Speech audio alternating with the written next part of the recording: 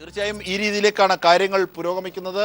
വലിയ പൊട്ടിത്തെറിയിലേക്ക് അല്ലെങ്കിൽ സ്ഫോടനാത്മകമായ ഒരു അന്തരീക്ഷത്തിലേക്ക് കാര്യങ്ങളെ എത്തിക്കാതിരിക്കാനുള്ള സർവ്വവിധ ശ്രമത്തിനും വിലങ്ങുതടിയാകുന്ന സമീപനം, ആ ധാർഷ്ട്യമാണോ മാനേജ്മെന്റ് ഭാഗത്ത് തുടരുന്നത് എന്ന സംശയമാണ് ഏറ്റവും ഒടുവിൽ എത്തുന്നത്. ചർച്ച വിദ്യാർത്ഥികളുമായുള്ള വീണ്ടും ചർച്ച പുരോഗമിക്കുകയാണ്. ഇന്ന് തന്നെ ഡയറക്ടർ ബോർഡ് തീരുമാനിക്കും.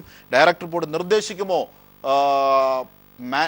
പ്രിൻസിപ്പൽ മാറി നിൽക്കണം എന്നതാണ്. ശ്രീ ഉണ്ണിച്ചെറിയാൻ, ഇവിടെ വലിയ വിഷയങ്ങൾ ഇതുമായി ബന്ധപ്പെട്ട് ഉണരേണ്ടതുണ്ട്.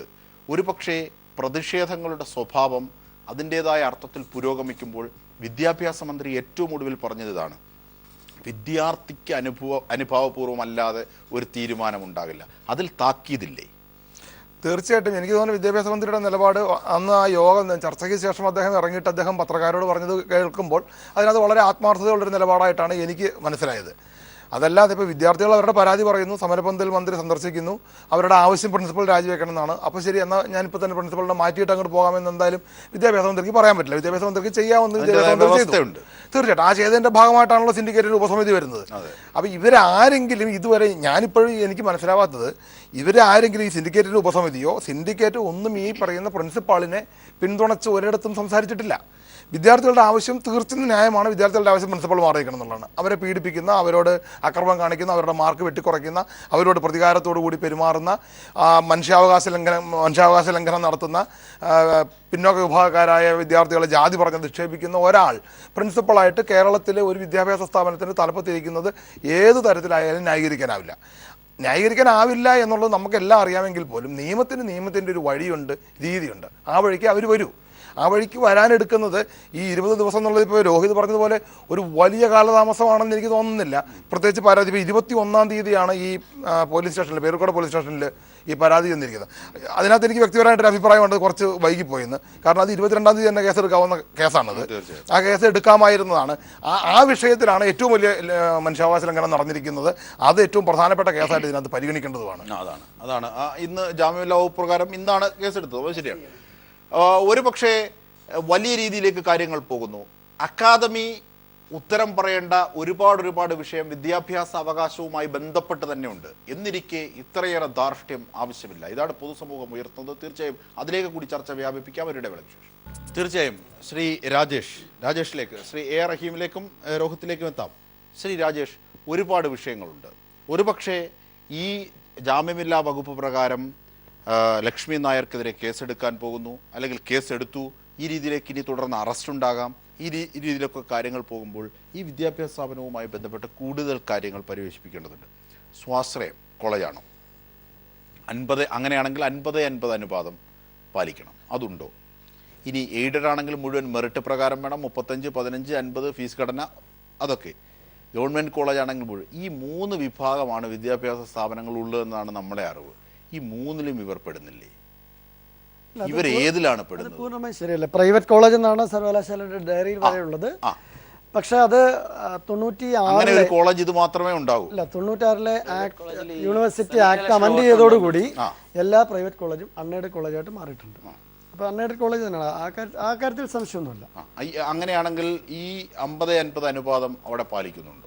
അവിടുത്തെ അഡ്മിഷനുമായി ബന്ധപ്പെട്ട എഞ്ചിനീയറിംഗും മെഡിസിന്റെയും കാര്യം മാത്രമേ ആ ലോയിൽ വരുന്നുള്ളൂ എന്ന് പറയാനാവില്ലല്ലോ. അങ്ങനെയാണെങ്കിൽ ഈ ലോ അക്കാദമിയിൽ എന്ത് മാനദണ്ഡ പ്രകാരമാണ് അഡ്മിഷൻ സ്വീകരിക്കുന്നത്? അഡ്മിഷനുമായി ബന്ധപ്പെട്ട് ഞാൻ പറഞ്ഞത്, സ്വാഭാവികമായിട്ടും ഇതൊക്കെ ഒരു പരാതി വരുമ്പോൾ മാത്രമാണ് സർവകലാശാലയായാലും ഏത് സ്ഥാപനമായാലും അതിലേക്ക് ചിന്തിക്കുന്നത്. ഇപ്പോൾ ലോ അക്കാഡമിയിലെ പ്രവേശനം എന്ന് പറയുന്നത് അവിടെ തന്നെയുള്ള ഒരു എൻട്രൻസ് ടെസ്റ്റിൻ്റെ അടിസ്ഥാനത്തിലാണെന്ന് ഞാൻ മനസ്സിലാക്കുന്നത്. തീർച്ചയായിട്ടും ആ വിഷയം സർവകലാശാലയ്ക്ക് പരിഗണിക്കാൻ പറ്റുന്നതാണ്, പരിശോധിക്കാൻ പറ്റുന്നതാണ്. സ്വാഭാവികമായിട്ടും അതായത് ഞാൻ ഒരു കാര്യം, സാങ്കേതികത്വം പറഞ്ഞ് ഇത്രയേറെ വലിയ മനുഷ്യാവകാശ ധ്വംസനം, അതായത് വിദ്യാഭ്യാസ അവകാശമൊന്നുമല്ല, മനുഷ്യാവകാശ ധ്വംസനം, ഒരു പെൺകുട്ടിയോട്, ഒരു വ്യക്തിയോട് ജാതി പറയുക എന്നത് പരിഷ്കൃത കേരളത്തെ സംബന്ധിച്ച് നാരായണ ഗുരുവും ചട്ടമ്പി സ്വാമികളും EMS ഒക്കെ മതച്ചിട്ട് പോയ ഒരു കേരളത്തിൽ ഒരിക്കലും അനുവദിക്കാനാകില്ല. അതിനി ലക്ഷ്മി നായരല്ല, ആരായാലും. അങ്ങനെയുള്ള കാര്യങ്ങൾ അതൊക്കെ മനുഷ്യാവകാശത്തിൻ്റെ പട്ടികയിലാണ് വരുന്നത്. അത്തരം സ്ഥാപനങ്ങളെ സാങ്കേതികത്വത്തിൻ്റെ പേരിലാണ് നിങ്ങൾ മാറ്റി നിർത്തുന്നത്. അത് പൊതുസമൂഹത്തിന് ദഹിക്കാൻ ഒരുപാട് പ്രശ്നമുണ്ട്. ശരിയാണ്, നിയമപരമായി പക്ഷേ അവിടെ നിയമപരമായി നിങ്ങൾക്ക് പിടിക്കാവുന്ന ഒരുപാട് സ്കോപ്പുകൾ അവിടെയുണ്ട്. സ്വാശ്രയം എയ്ഡഡ്, അവിടുത്തെ സീറ്റ് അനുപാതം, ഫീസ്, തലവരിപ്പണം വാങ്ങുന്നില്ലായിരിക്കും, പക്ഷേ സീറ്റ് അടക്കമുള്ളതിൽ അനുപാതം ഏത് വിധത്തിൽ? ഇത്തരം ഒരുപാട് സാധ്യതകൾ നിങ്ങൾക്ക് മുമ്പിലുണ്ട്. അത് ഉപയോഗിക്കാത്തതിൻ്റെ ചോദ്യം അടുത്തത്. ഈ പറഞ്ഞതെല്ലാം ശരി തന്നെയാണ്. ഇതിനു മുമ്പ് നമ്മൾ എവിടേക്കാണോ ഈ അഫിലിയേഷനുമായി ബന്ധപ്പെട്ട കടുങ്കൈകളൊക്കെ ചെയ്തിട്ടുള്ളത് അവിടെയൊക്കെയുള്ള സാഹചര്യവും ലോ അക്കാഡമി ലോ കോളേജ് ഇപ്പോഴത്തെ സാഹചര്യം രണ്ടും രണ്ടാണ്. അതെന്താണ്? 20ാമത്തെ ദിവസമാണ് വിദ്യാർത്ഥികൾ സമരത്തിൽ. ഈ സമയത്ത് നമ്മൾ അഫിലിയേഷൻ റദ്ദാക്കൽ, സസ്പെൻഡ് ചെയ്യൽ അടക്കമുള്ള ഒരു കടുങ്കൈ ചെയ്യുകയാണെന്ന് വെക്കുക. ഞാൻ പറഞ്ഞല്ലോ, മാനേജ്മെൻറ്റ് ഇലക്ട്രിസിറ്റി കണക്ഷൻ പോലും കൊടുക്കാതെ വിദ്യാർത്ഥികൾ ബുദ്ധിമുട്ടിയ PASS കോളേജിൻ്റെ അഫിലിയേഷൻ റദ്ദാക്കാൻ തീരുമാനിച്ചപ്പോൾ അവിടെയും കോടതി ഇടപെട്ടു. രോഹിത്തിലേക്ക് എത്താം. നമ്മുടെ ജീവൻ, ഞങ്ങളുടെ പ്രതിനിധി വാർത്തകളുമായി ചേരുന്നുണ്ട്. ജീവൻ, ഏറ്റവും ഒടുവിൽ വിദ്യാർത്ഥികളടക്കം അവർക്ക് പറയാനുള്ളത് ഏതൊക്കെ വിധത്തിലാണ് ചർച്ച പുരോഗമിക്കുന്നത്? എന്തെങ്കിലും ആശാസ്യമായത് കാണുന്നുണ്ടോ? എന്തൊക്കെ വിവരങ്ങൾ?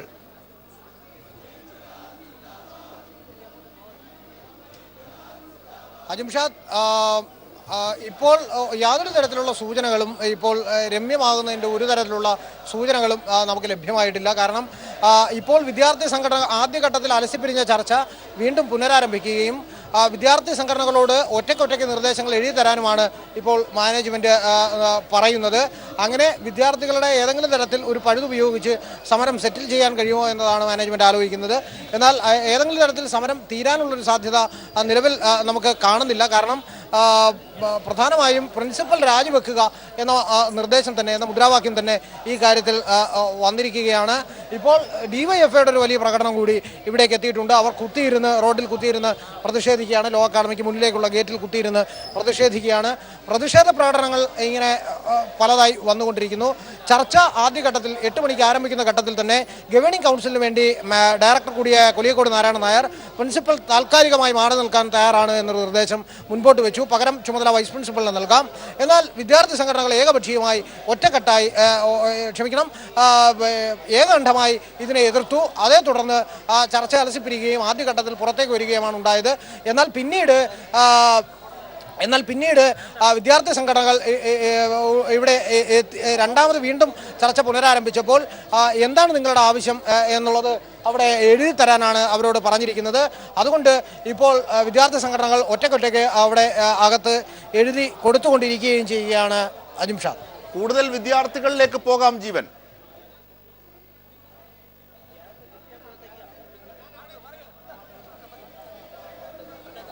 അജിംഷാദ്, ഞാൻ നിൽക്കുന്നതിൻ്റെ കുറേ അപ്പുറത്താണ് വിദ്യാർത്ഥികളുടെ പ്രകടനം അടക്കമുള്ള കാര്യങ്ങൾ നടക്കുന്നത്. അവരുടെ പ്രതികരണങ്ങൾ, അവരും ആശങ്കാകുലരാണ്. കാരണം നമുക്ക് ലഭിക്കുന്ന വിവരങ്ങൾ മാത്രമാണ് അവരുടെയും വിവരം. അതുകൊണ്ട് അവർ നമ്മളോടാണ് വിശദാംശങ്ങൾ ആരായുന്നത്.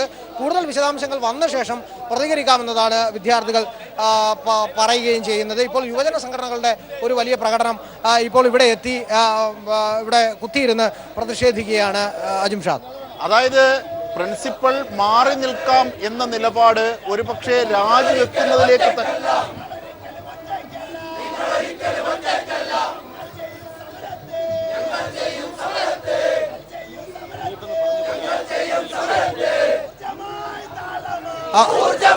അജിംഷാദ്, ചോദ്യം വ്യക്തമായില്ല, ഒന്നുകൂടെ ആവർത്തിക്കാമോ?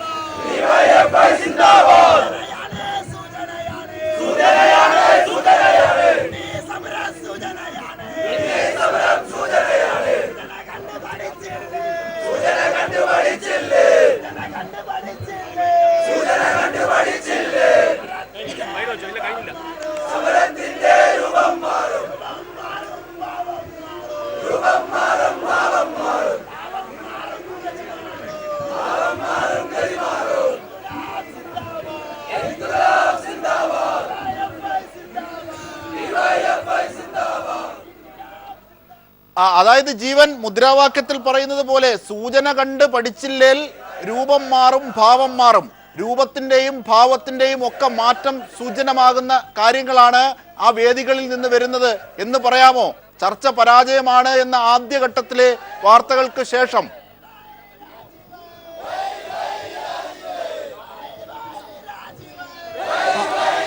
അജിംഷാദ് ഒരു തരത്തിലും പ്രിൻസിപ്പലിന്റെ രാജിയിൽ കുറഞ്ഞൊരു ഒത്തുതീർപ്പിന് തയ്യാറല്ല എന്നതാണ് വിദ്യാർത്ഥി സംഘടനകൾ, യുവജന സംഘടനകൾ, ഇവിടേക്ക് പ്രകടനമായി എത്തിയിരിക്കുന്ന യുവജന സംഘടനകൾ ഇവിടെ പറയുന്ന ഒരു പ്രധാനപ്പെട്ട കാര്യം. ഏതെങ്കിലും തരത്തിലുള്ള ഒരു ചെപ്പടി വിദ്യ കാട്ടിക്കൊണ്ടുള്ള ഒരു ഒത്തുതീർപ്പിനും തങ്ങൾ തയ്യാറല്ല എന്ന് അവർ വ്യക്തമാക്കിക്കൊണ്ടിരിക്കുകയാണ്. അനുനിമിഷം ചെല്ലുന്തോറും ഇവിടെ വിദ്യാർത്ഥി സംഘടനകളുടെ, യുവജന സംഘടനകളുടെ, ബഹുജന രാഷ്ട്രീയ പ്രസ്ഥാനങ്ങളുടെ ഒക്കെ സമരം ശക്തമാകുകയാണ്. അവർ മുന്നോട്ട് വെക്കുന്നത് ഏക ആവശ്യം അത് ലക്ഷ്മി നായർ രാജിവെക്കുക, രാജിയിൽ കുറഞ്ഞ ഒരു ഒത്തുതീർപ്പിനും തങ്ങൾ തയ്യാറല്ല എന്ന അസന്നിഗ്ധമായ ഭാഷയിൽ യുവജന സംഘടനാ പ്രവർത്തകർ, വിദ്യാർത്ഥി സംഘടനാ പ്രവർത്തകർ പറയുന്ന ഘട്ടത്തിൽ അകത്തു നടക്കുന്ന ചർച്ചകൾക്ക് അത് കൂടുതൽ സമ്മർദ്ദം ഉണ്ടാക്കുമെന്നുള്ള കാര്യം ഉറപ്പാണ്. കാരണം ഇവിടെ ഇന്ന് ഏതെങ്കിലും തരത്തിൽ ചർച്ച അലസിപ്പിരിയുകയാണെങ്കിൽ ഒരുപക്ഷെ ഇവർ മുദ്രാവാക്യം വിളിക്കുന്നത് പോലെ തന്നെ സമരത്തിന്റെ ഭാവവും രൂപവും എല്ലാം മാറാനുള്ള സാധ്യതയാണ് നമുക്ക് കാണാൻ കഴിയുക. കാരണം അവർ മുദ്രാവാക്യം വിളിക്കുന്നത് പോലെ നിങ്ങൾ ഒറ്റയ്ക്കല്ല എന്ന കൃത്യമായ സന്ദേശം തന്നെ വിദ്യാർത്ഥികൾക്ക് നൽകുന്നതാണ് ഇവിടേക്ക് അലയടിച്ചെത്തുന്ന വിദ്യാർത്ഥികളുടെ പ്രതിഷേധം, യുവജനങ്ങളുടെ പ്രതിഷേധമെന്ന് വളരെ കൃത്യമായി തന്നെ നമുക്ക് പറയാനാകും. അജിംഷാദ്, തീർച്ചയായും വളരെ ശക്തമായ സമരത്തിലേക്ക്, ഭാവവും രൂപവും ഒക്കെ മാറുന്നതിലേക്ക്, വിസ്ഫോടനമായ അവസ്ഥയിലേക്ക് സമരങ്ങൾ, വിദ്യാർത്ഥി പ്രസ്ഥാനങ്ങളൊക്കെ ചേരുന്നു.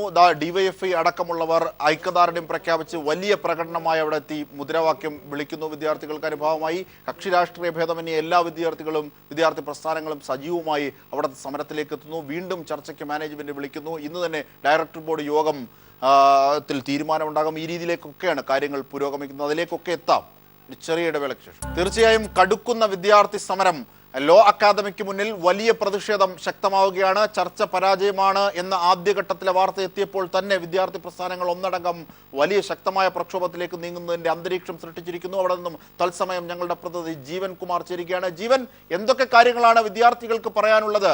ഏതൊക്കെ ഒരു വിട്ടുവീഴ്ചയ്ക്കും തയ്യാറല്ല, പ്രിൻസിപ്പലിന്റെ രാജിയല്ലാതെ എന്ന നിലപാടിലേക്ക് കൂടുതൽ ശക്തമാക്കുന്നു അവർ എന്നതാണോ ഏറ്റവും പുതിയ?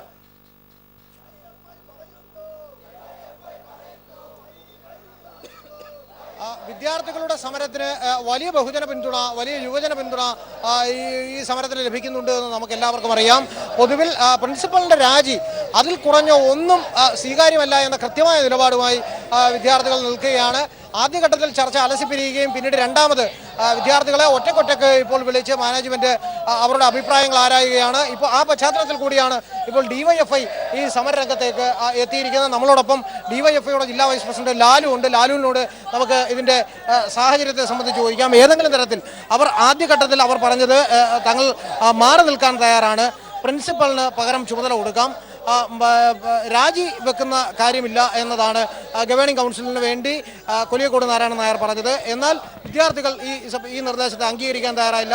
ആദ്യഘട്ടത്തിൽ ചർച്ച അലസിപ്പിരിഞ്ഞു, പിന്നീട് രണ്ടാമത് വീണ്ടും ചർച്ച പുനരാരംഭിച്ചിരിക്കുകയാണ്. എന്താണ് ഡിവൈഎഫ്ഐ കാണുന്നത് ഈ കാര്യത്തിൽ? ഡിവൈഎഫ്ഐ ഈ വിഷയവുമായി ബന്ധപ്പെട്ട് SFIയുടെ സഖാക്കൾ ഉയർത്തിയ മുദ്രാവാക്യം പ്രിൻസിപ്പൽ രാജിവെക്കണമെന്ന് തന്നെയാണ് അവർ വെക്കുന്ന മുദ്രാവാക്യം. അത് ഒറ്റക്കെട്ടായി വിദ്യാർത്ഥികൾ മുഴുവൻ വെക്കുകയാണ്. അതിൽ നിന്ന് അണുകിട മാറുവാൻ ഡിവൈഎഫ്ഐ തയ്യാറല്ല. ഡിവൈഎഫ്ഐ സമ്പൂർണ്ണമായി അവർക്ക് പിന്തുണ കൊടുക്കാൻ വേണ്ടി ഡിവൈഎഫ്ഐ തയ്യാറാകുകയാണ് ഈ സമരവുമായി ബന്ധപ്പെട്ടുകൊണ്ട്. അഫിലിയേഷൻ അടക്കമുള്ള വിഷയങ്ങളുമായി ബന്ധപ്പെട്ട് മറ്റു ഒരുപാട് തർക്കങ്ങൾ, ഇത് സംബന്ധിച്ചുള്ള ഒരുപാട് തർക്കങ്ങൾ ഉണ്ടാവുന്നുണ്ട്. അപ്പോൾ അത് എന്താണ് ഈ കാര്യത്തിൽ അവർക്ക് വീണ്ടും മാനേജ്മെന്റ് ഈ കടുംപിടുത്തം പിടിക്കുന്നത് കൊണ്ടാണോ ഇവർക്ക് ഈ വീണ്ടും ചർച്ച ഒരു രമ്യതയിൽ പരിഹരിക്കപ്പെടാതെ പോകുന്നത് എന്നാണോ? മാനേജ്മെന്റ് പ്രിൻസിപ്പാളിനെ സഹായിക്കാൻ, അവരെ സംരക്ഷിക്കാൻ ആവശ്യമായ എല്ലാ പ്രവർത്തനവും നടത്തിക്കൊണ്ടിരിക്കുകയാണ്. കേരളത്തിലെ ഗവൺമെന്റ് അടക്കം, ഇവിടുത്തെ പുരോഗമന പ്രസ്ഥാനങ്ങളടക്കം മുഴുവൻ പേരും പ്രിൻസിപ്പൽ രാജിവെച്ചാലേ മതിയാകുമെന്ന് പറയുമ്പോൾ അവർ ധാർഷ്ട്യത്തോട്, അത് മാനേജ്മെന്റിന്റെയും പ്രിൻസിപ്പാളിന്റെ ഒത്തുകളികളോടുള്ള ധാർഷ്ട്യത്തോടുള്ള തീരുമാനമാണ് ഇവിടെ നടന്നുകൊണ്ടിരിക്കുന്നത്. അതുകൊണ്ട് തന്നെ നമുക്ക് ഈ സമരം വിദ്യാർത്ഥികൾ അവരെ പ്രിൻസിപ്പൽ രാജിവെക്കുന്നതിന് അപ്പുറത്തെ കുറിച്ച് ആലോചിക്കാനില്ല. ആ സമരം മാത്രമാണ്. അവർ പ്രിൻസിപ്പാൾ രാജിവെച്ചാൽ മാത്രമേ ഈ സമരം അവസാനിക്കുന്നുള്ളൂ. അതുവരെ ഡിവൈഎഫ്ഐ ഈ സമരത്തിനോടൊപ്പം തന്നെ ഉണ്ടാകുമെന്ന് പറയുകയാണ്. ഇന്ന് ചർച്ചയിൽ തീരുമാനമായില്ല എങ്കിൽ വരും ദിവസങ്ങളിൽ ഏത് തരത്തിൽ സമരം കൊണ്ടുപോകാനാണ് ഡിവൈഎഫ്ഐ? അത് ഡിവൈഎഫ്ഐയുടെ ഇപ്പോൾ അഖിലേന്ത്യാ സമ്മേളനവുമായി ബന്ധപ്പെട്ട് നടക്കുന്നതുകൊണ്ട് തന്നെ സ്റ്റേറ്റ് ലീഡർഷിപ്പ് മുഴുവൻ അവിടെയാണ്. അതുകൊണ്ട് തന്നെ മറ്റൊരു തരത്തിലേക്ക് ഇപ്പോൾ എല്ലാ ദിവസവും കഴിഞ്ഞ ഈ സമരം ആരംഭിച്ചത് മുതൽ എല്ലാ ദിവസവും ഡിവൈഎഫ്ഐ ഇവിടെ ഐക്യദാർഢ്യം പ്രഖ്യാപിക്കുകയും പ്രകടനങ്ങൾ നടത്തുകയും അവർക്ക് ആവശ്യമായ മുഴുവൻ സഹായങ്ങൾ ചെയ്തുകൊണ്ടിരിക്കുകയാണ്. അപ്പോൾ ആ അഖിലേന്ത്യാ സമ്മേളനം കഴിഞ്ഞു വരുന്ന മുറയ്ക്ക് പരമാവധി ഈ സമരത്തെ അങ്ങനെ നീണ്ടുപോവുകയാണെങ്കിൽ ആ സമരത്തെ ഡിവൈഎഫ്ഐയുടെ തരത്തിലേക്ക് എടുക്കുവാനുള്ള ശ്രമങ്ങൾ ആ ഡിവൈഎഫ്ഐയുടെ നേതാക്കൾ ആലോചിച്ച് ചെയ്യും. ആ തരത്തിലേക്ക് പോവുകയാണ്. അത് അവർക്ക് മാത്രം, സ്റ്റേറ്റ് കമ്മിറ്റിക്ക് മാത്രമേ നമുക്ക് പറയാൻ കഴിയുള്ളൂ അങ്ങനെയാണെന്നുള്ളത്. അജംഷാദ്, ഇതാണ് പറയുന്നത്. ഡിവൈഎഫ്ഐ ഈ സമരത്തോടൊപ്പം ഉണ്ടാവും. വിദ്യാർത്ഥികൾ ഉയർത്തുന്ന ഈ ആവശ്യം ന്യായമാണ്. അതുകൊണ്ട് തന്നെ ഈ കാര്യത്തിൽ യാതൊരു തരത്തിലുള്ള വിട്ടുവീഴ്ചക്കും തയ്യാറല്ല എന്നതാണ് അവർ പറയുന്നത്.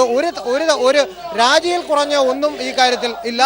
ഇനി സമരം നീണ്ടുപോവുകയാണെങ്കിൽ അത് തീർച്ചയായും വലിയ ബഹുജന സമരമായി മാറും. യുവജനങ്ങളുടെ ഒരു വലിയ പിന്തുണ ഈ സമരത്തിൽ ഉണ്ടാവും എന്നാണ് അവർ ഇപ്പോൾ ഡിവൈഎഫ്ഐയുടെ ജില്ലാ വൈസ് പ്രസിഡന്റും പേരൂർക്കട ബ്ലോക്ക് സെക്രട്ടറിയുമായ ലാലു നമ്മളോട് പറഞ്ഞത്. അജംഷാദ്, തീർച്ചയായും വർഗ ബഹുജന പിന്തുണയോടുകൂടി വലിയ ശക്തമായ വിദ്യാർത്ഥി സമരം തന്നെ ലോ അക്കാദമിക്ക് മുന്നിൽ നടക്കുന്നു.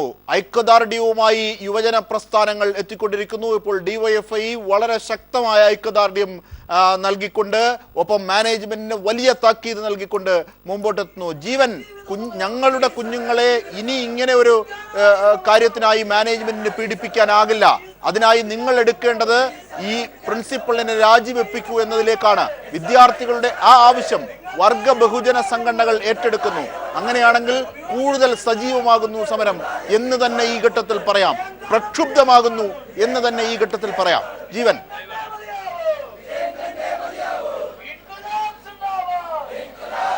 അജംഷാദ്, വിദ്യാഭ്യാസ മന്ത്രി ഇന്ന് ദില്ലിയിലാണ്. അദ്ദേഹം നാളെ രാവിലെയോടുകൂടി തലസ്ഥാനത്ത് തിരികെ എത്തും. ഇന്ന് ലക്ഷ്മി നായർക്കെതിരായ നടപടി അടങ്ങിയ ഫയൽ കുറിപ്പ് അടങ്ങിയ സിൻഡിക്കേറ്റിന്റെ മിനിറ്റ്സും അതുമായി ബന്ധപ്പെട്ടുള്ള നിർദ്ദേശങ്ങളടങ്ങിയ രേഖയും ഇന്ന് തന്നെ വിദ്യാഭ്യാസ മന്ത്രിയുടെ ഓഫീസിൽ എത്തിച്ചിട്ടുണ്ട്. അദ്ദേഹം ഇത് പരിശോധിച്ചാലുടൻ വിദ്യാർത്ഥി സംഘടനകളും മാനേജ്മെന്റുമായി ഒരു ചർച്ച നടത്തും. അതിനുശേഷമായിരിക്കും ഈ കാര്യത്തിൽ തീരുമാനമുണ്ടാവുക. കാരണം നിലവിൽ ഓരോ ദിവസം ചെല്ലുന്തോറും വിഷയങ്ങൾ രൂക്ഷമാകുകയാണ്. കാരണം ലക്ഷ്മി നായർക്കെതിരെ ഇന്ന് പേരൂർക്കട പോലീസ് സ്റ്റേഷൻ ഒരു FIR രജിസ്റ്റർ ചെയ്തിരിക്കുന്നു. പട്ടികജാതിക്കാരായ വിദ്യാർത്ഥികളെ പീഡിപ്പിച്ചു എന്നതാണ് അവർക്കെതിരായി ഉയർന്നിരിക്കുന്ന ആരോപണം. അതുകൊണ്ട് തന്നെ അത് ജാമ്യമില്ലാ വകുപ്പാണ്. ആ ജാമ്യമില്ലാ വകുപ്പ് പ്രകാരം കേസ് രജിസ്റ്റർ ചെയ്താൽ ഇനി അങ്ങോട്ട് ഓരോ ദിവസം ചെല്ലുന്തോറും അത് കൂടുതൽ കാര്യങ്ങൾ വഷളാകുക മാത്രമാണ് ഉണ്ടാവുക എന്നൊരു തോന്നൽ പൊതുവിൽ സൃഷ്ടിക്കപ്പെട്ടിട്ടുണ്ട്. അതുകൊണ്ട് തന്നെ ബഹുജന പ്രസ്ഥാനങ്ങൾ ഒന്നടങ്കം പറഞ്ഞിട്ട് ഈ കാര്യത്തിൽ ഇനി എന്താണ് ഉണ്ടാവാൻ പോകുന്നതെന്ന് ഇനി കാത്തിരുന്ന് മാത്രമാണ് നമുക്കറിയാൻ കഴിയുക. ജിംഷ, തീർച്ചയായും വിദ്യാർത്ഥി സമരം കൂടുതൽ സജീവമാകുന്നു. യുവജന പ്രസ്ഥാനങ്ങളുടെ പിന്തുണ വലിയ സജീവമായി വിദ്യാർത്ഥി പ്രസ്ഥാനങ്ങളിലേക്ക് എത്തുന്നു. കക്ഷി രാഷ്ട്രീയ ഭേദമന്യേ വിദ്യാർത്ഥികളുടെ സമരത്തിന് പിന്തുണ വർദ്ധിക്കുകയാണ്. ഏറ്റവും ഒടുവിൽ ഡിവൈഎഫ്ഐ വലിയ പ്രകടനവുമായി ഐക്യദാർഢ്യം പ്രഖ്യാപിച്ച് അവിടേക്ക് എത്തുന്നു. വിദ്യാർത്ഥികളുമായി നടത്തിയ ആദ്യഘട്ട ചർച്ച പരാജയപ്പെടുകയാണ്. പ്രിൻസിപ്പളിനെ മാറ്റി നിർത്താം എന്നതിലേക്ക് മാനേജ്മെന്റ് എത്തിയെങ്കിലും പ്രിൻസിപ്പൽ രാജിവെക്കുക എന്ന ഞങ്ങളുടെ നിലപാടിനപ്പുറത്തേക്ക് ഒരു ഇഞ്ച് മാറാനാകില്ല എന്ന് വിദ്യാർത്ഥികൾ അടിയുറച്ചുന്നതോടുകൂടി ആ ചർച്ച അങ്ങനെ പരാജയപ്പെട്ടു. രണ്ടാം ഘട്ട ചർച്ച വിദ്യാർത്ഥികളുമായി പുരോഗമിക്കുകയാണ്. ഒരു പക്ഷേ മാനേജ്മെന്റ് ഈ ഘട്ടത്തിലേക്ക് രാജിവെക്കുക എന്ന വിദ്യാർത്ഥികളുടെ ആവശ്യത്തിലേക്ക് എത്തും എന്നതിൻ്റെ സൂചനകളും വിവിധ ഘട്ടങ്ങളിൽ നിരീക്ഷിക്കപ്പെടുന്നുണ്ട്. പക്ഷേ അങ്ങനെ അല്ല എങ്കിൽ ഒരു പക്ഷേ വളരെ പ്രക്ഷുബ്ധമായ ഒരു സമരത്തിനാകും ലോ അക്കാദമിയുടെ വേദികൾ കാണേണ്ടി വരിക എന്നത് കൂടിയുണ്ട്. തീർച്ചയായും സർക്കാരിൻ്റെ കൂടി പിന്തുണ വിദ്യാർത്ഥികൾക്കുണ്ട് എന്നതാണ്, സർവകലാശാലയുടെ പിന്തുണ വിദ്യാർത്ഥികൾക്കുണ്ട് എന്നതാണ് ഇതിലെ ഏറ്റവും ശ്രദ്ധിക്കപ്പെടേണ്ട കാര്യം. അക്കാദമി യുടെ മാനേജ്മെന്റ് തീരുമാനം എന്ത് എന്ന് തുടർന്നുള്ള നിമിഷങ്ങളിൽ നമുക്കറിയാനാകും. ഒരു ചെറിയ ഇടവേളയ്ക്ക് ശേഷം വേഗം മടങ്ങിയെത്താം. തീർച്ചയായും ജീവനിലേക്ക് തന്നെ, സമരവേദിയിലേക്ക് തന്നെ പോകുന്നു. ജീവൻ, ഏറ്റവും പുതിയ വിവരങ്ങൾ എന്താണ്? രണ്ടാം ഘട്ട ചർച്ച വിദ്യാർത്ഥികളുമായി പൂർത്തിയായോ? എന്തെങ്കിലും സൂചനകൾ ചർച്ചയെ സംബന്ധിച്ച് പുറത്തെത്തുന്നുണ്ടോ?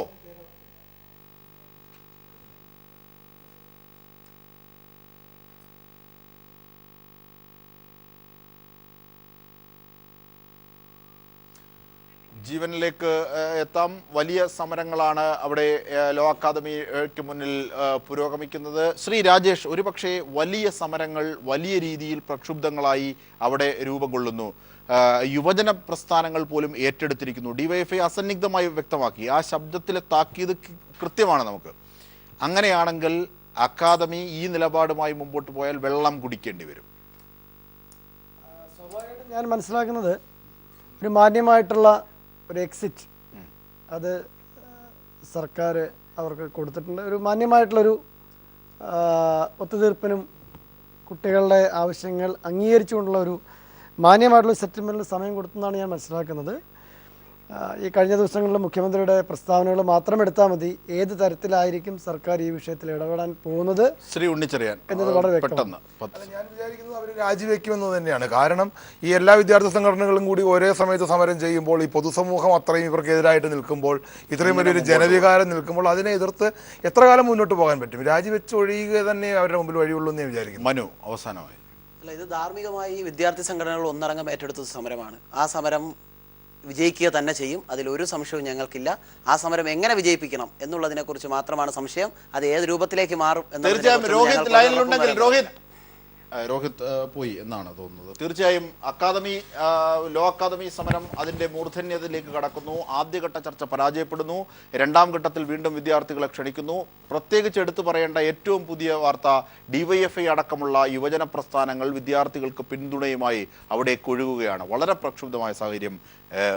ലോ അക്കാദമി പ്രിൻസിപ്പൽ രാജിവെക്കുന്ന തീരുമാനമാകുമോ ഇനിയുള്ള ഡയറക്ടർ ബോർഡിൽ നിന്നും ഉണ്ടാവുക? അത് ഈ രാത്രി തന്നെ അറിയാനാകുമോ എന്നതിലേക്കൊക്കെയാണ് കാര്യങ്ങൾ എത്തുന്നത്. തീർച്ചയായും ചർച്ചയിൽ പങ്കെടുത്തവർക്കൊക്കെ നന്ദി.